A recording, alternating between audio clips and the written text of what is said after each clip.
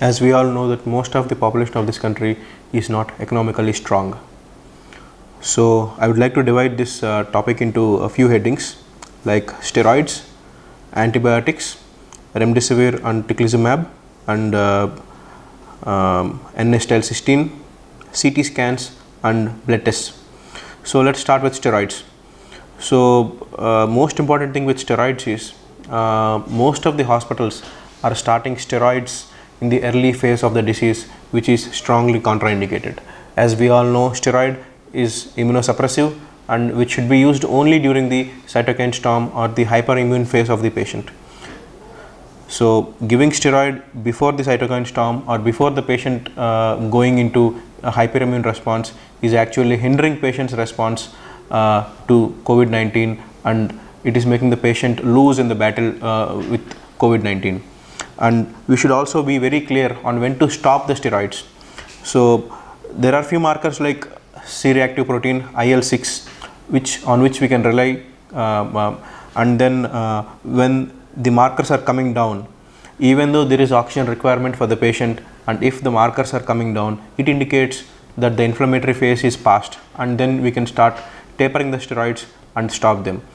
Giving steroids even after the patient has passed the hyperimmune response is actually very bad for the patient, because we are making him immunocompromised, and it is becoming the cause of the nosocomial infections and opportunistic infections, which are really hard to deal with. And coming to steroid, dexamethasone is a very cheap and easily accessible steroid which is giving very good responses, and there is a trial called the dexamethasone trial in COVID-19, so which shows survival benefit in patients who are using dexamethasone. So I would request you to switch to dexamethasone rather than any other steroid which you are using right now. And coming to antibiotics, many hospitals are giving high antibiotics like Magnex and Piptaz in all hospitalized patients without any indication. So antibiotics are like our ammunition in the war against COVID. If we use our ammunition even before the war has started, so we'll have nothing in our hands when the real infection comes to us. So as we all know, the core, the command center of a human body's immunity is from the normal flora in his gut.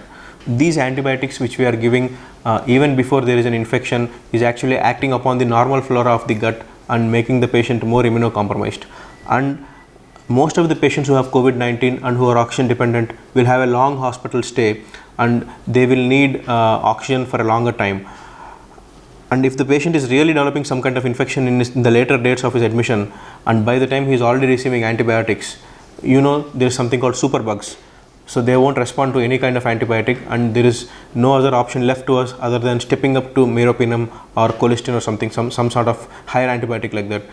So usage of antibiotics only if procalcitonin is positive is very important in COVID-19 patients, because when we use steroids, there is a high chance that there can be high number of neutrophils, and we all know the mechanism through which neutrophils are increased in patients with corticosteroids, and we should not confuse with this one with infection. So the only thing that you can rely on in COVID-19 patients for bacterial infection is procalcitonin, which is a wonderful indicator.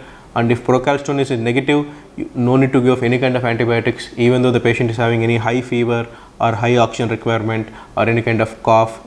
No need to worry. If procal is negative, don't give any kind of antibiotics.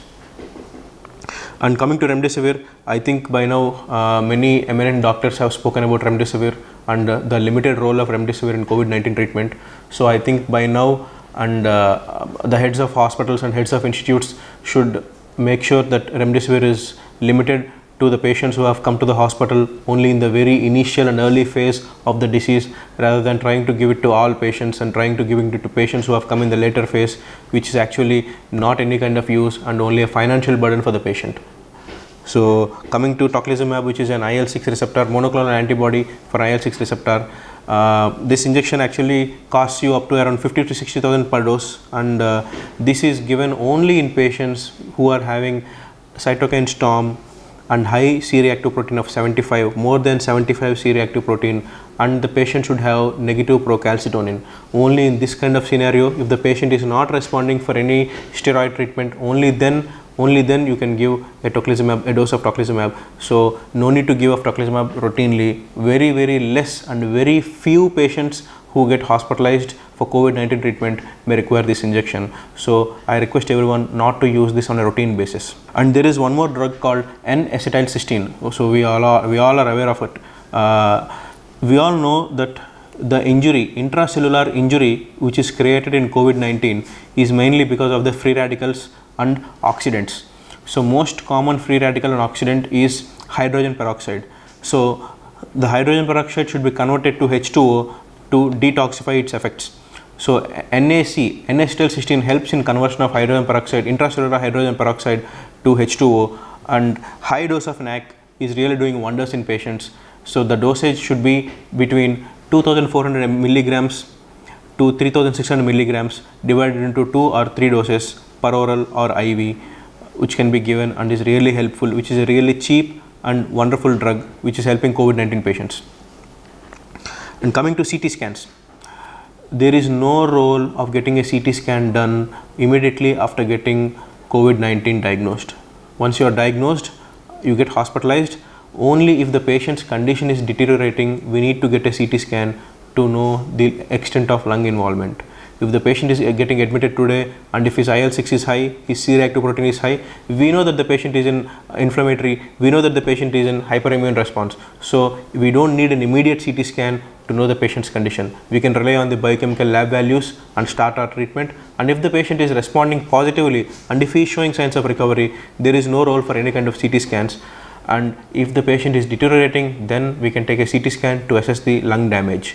So CT scan is also one of the most important and most common thing which is being mistaken, and all patients are running behind imaging centers for getting a CT scan, and this is also one of the most important financial burden on the patient's hospital care. Coming to blood test, so there are n number of markers which show, for example, like C-reactive protein, IL-6, D-dimer, ferritin, LDH, and whatnot, many more.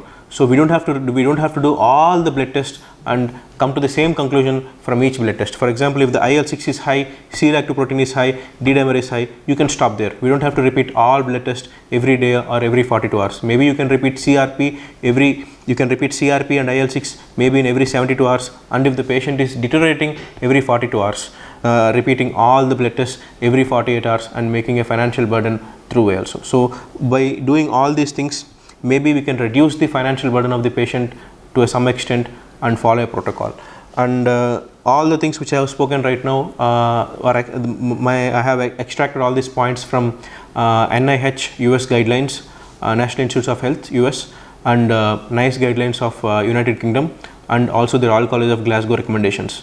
So I request you guys to go through the guidelines and go through the recommendations and get updated and follow the guidelines in patient care, which may help. Even if one patient gets benefited by these guidelines, we'll be very happy. Thank you very much.